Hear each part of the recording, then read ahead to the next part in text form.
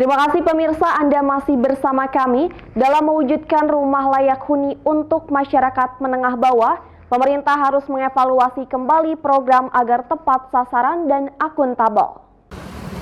Beginilah kondisi rumah yang seharusnya tidak layak huni. Masih banyak warga yang hidup di dekat pinggiran sungai dengan kondisi rumah yang ala kadarnya.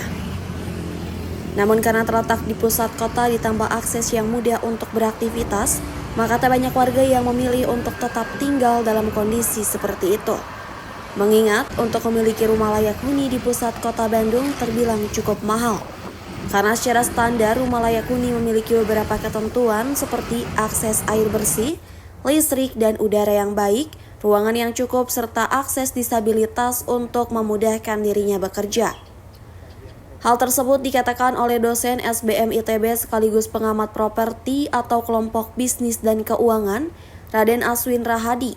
Menurutnya bagaimana program layak huni harus dicapai oleh semua masyarakat, terutama masyarakat yang menengah ke bawah yang harus diperhatikan.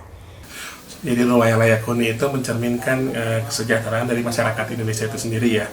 Jadi hunian yang aman, yang nyaman, dan memiliki akses fasilitas dasar itu dapat meningkatkan kualitas hidup dari mereka. Masalah utama yang kita hadapi sekarang adalah mengenai keterbatasan lahan, terutama di lokasi-lokasi yang di tengah kota, dan juga kemampuan finansial masyarakat yang perlu diatasi supaya masalah ini dapat diselesaikan dengan cepat.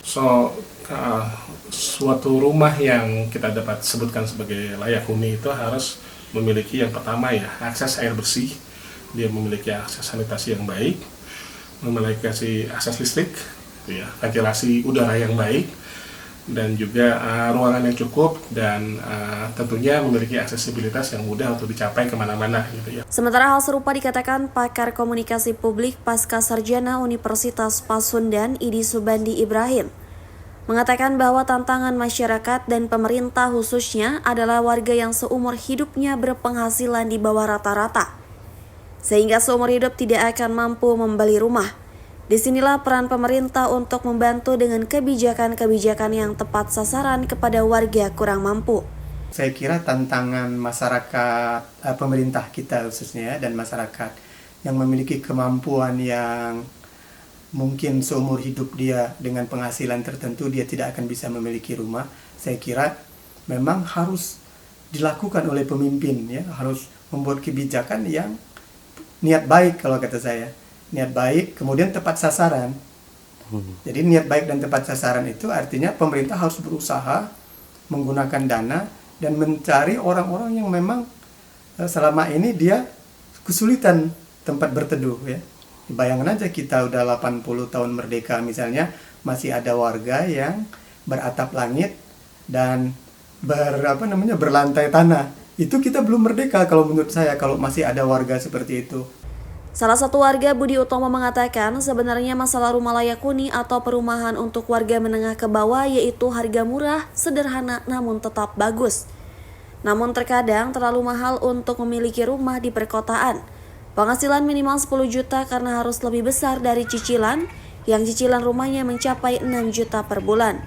Ya seharusnya minimal uang muka dengan yang murah, misalnya ya 3 juta, 4 juta, ya 5 juta ke bawah lah, terusan cicilan dengan yang murah misalnya dengan harga 1 juta per bulan.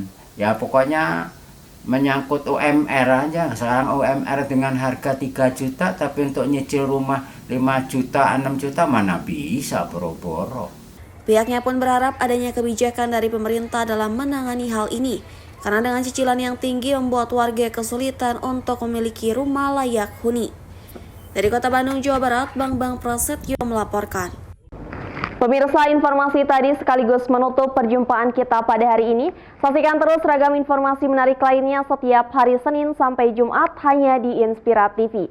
Saya Jung Kurnia Putri pamit undur diri. Wassalamualaikum warahmatullahi wabarakatuh. Sampai jumpa.